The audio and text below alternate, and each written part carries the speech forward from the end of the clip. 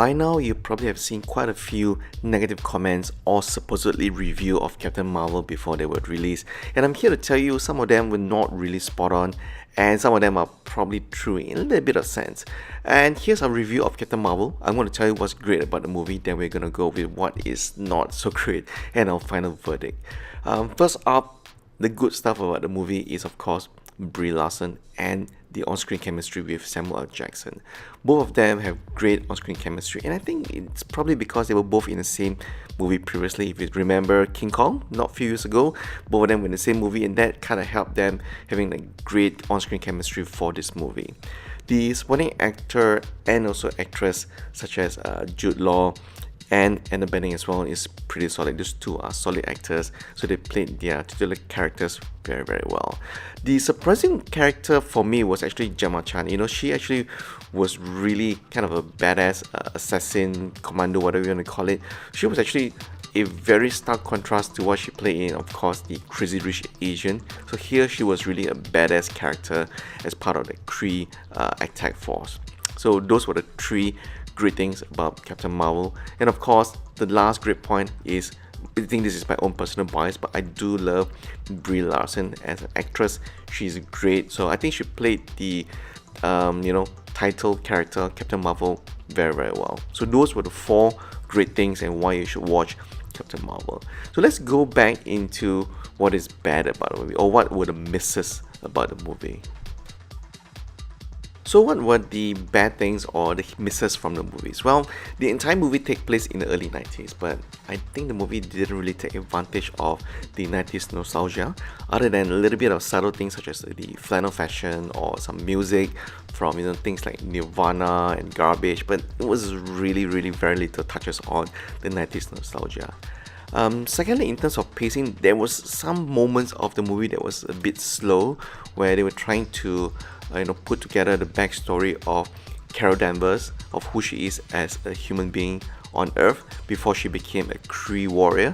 So that part was just a little bit slow in their attempt to put a human heart to the character of Carol Danvers.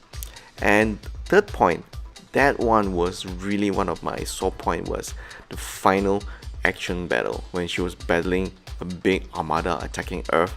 That battle was actually a lot shorter than what I expected. Coming in from all the previous Marvel movies that we have come to know and love, this part, the final action battle, was really a bit too short. Maybe that was because Captain Marvel was a bit too strong, but then again, I think they should have prolonged that beautiful space battle between Carol Danvers and the incoming armada that was supposed to attack Earth. And of course, finally, in that scene where Captain Marvel was still discovering her powers and how to use it when she was battling in her old squad, that entire battle scene was a bit too predictable. It was like, I've seen it before in a previous Captain Marvel movie, so it wasn't really that exciting. So that was one of the misses for us. Yeah. So what's our verdict? Well, I think regardless of what people say, the negative reviews, the comments, a lot of people will still go and watch this movie because this serves as a continuum to the upcoming Infinity Wars Endgame. So no matter what we say, no matter what other people say, you're definitely going to watch this movie, right? And of course, I think probably the most important thing is everybody wants to know how the hell did Nick Fury lost his eye, right? I'm not going to spoil it here, so I think it's best that you guys go and watch the movie to find out how exactly Nick Fury lost his eye before he wear the eye patch in all the Marvel Cinematic Universe movies that we've come to watch and love. And of course, the quite two interesting thing that's been drawn throughout most of the reviews you've seen online is there's a lot of similarities between how this movie plays out and also how RoboCop plays out. If you remember the original RoboCop, there was a lot of scenes where the Nick Murphy, RoboCop, was trying to piece together as to who he was.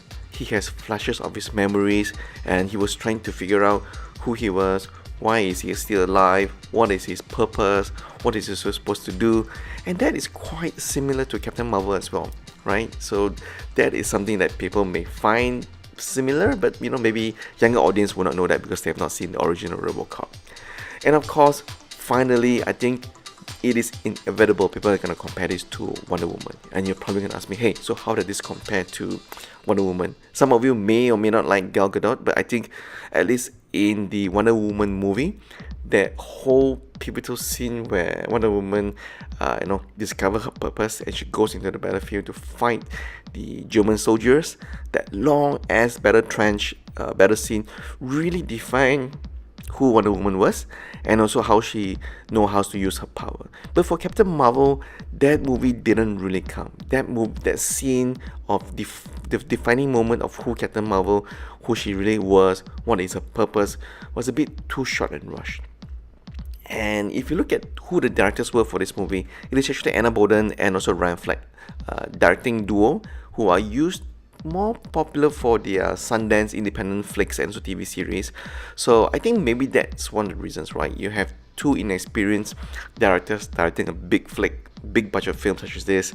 So maybe this time around, it didn't really meet the standards that we've come to know and love for Marvel movies. So that is our verdict. For us, we think that this movie, from a 1 out of 10, I will give it a 6.5 out of 10. Probably because I still think that Brie Larson is great as Captain Marvel. There's no doubt about it.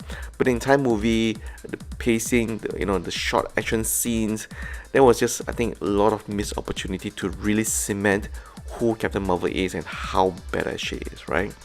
And finally, this movie actually has 2 ending credits. So if you're gonna watch the movie, don't leave the cinema so soon, because the final ending credit is actually coming at the far end of the movie, right? So there it is, folks. There's our review of Captain Marvel. We hope you enjoyed our review. Do go and catch the movie if you need a continuation before Infinity War's Endgame. So this will serve as a good continuation as to who Captain Marvel is and how she will probably help the Avengers to fight Thanos in the final movie. So that's our review, and thank you guys for watching, and please subscribe to our channel.